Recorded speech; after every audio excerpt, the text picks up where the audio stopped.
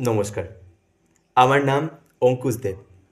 আমি সর্বভারতীয় সঙ্গীত ও সংস্কৃতি পরিষদের জেলাভিত্তিক অনলাইন সাংস্কৃতিক প্রতিযোগিতা 2025-এ অংশগ্রহণ করেছি।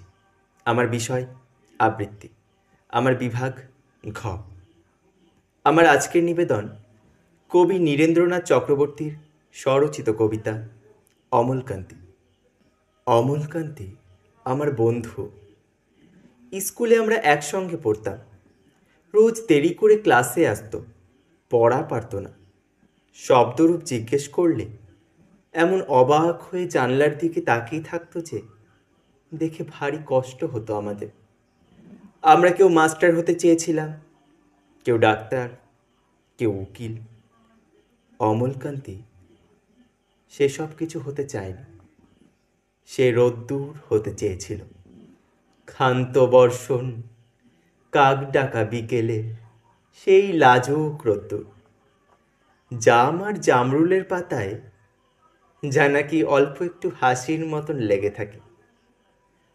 আমরা কেউ মাস্টার হয়েছি, কেউ ডাক্তার, কেউ উকিল। অমলকান্তি রোদ্দুর হতে পারেনি। সে এখন অন্ধকার একটা ছাপাখানায় কাজ করে। মাঝে মধ্যে আমার সঙ্গে দেখা করতে আসে, চা খায়, এটা ওটা গল্প করে। তারপর বলে, উঠি তাহলে। আমি ওকে দরজা পর্যন্ত এগিয়ে দিয়ে আসি।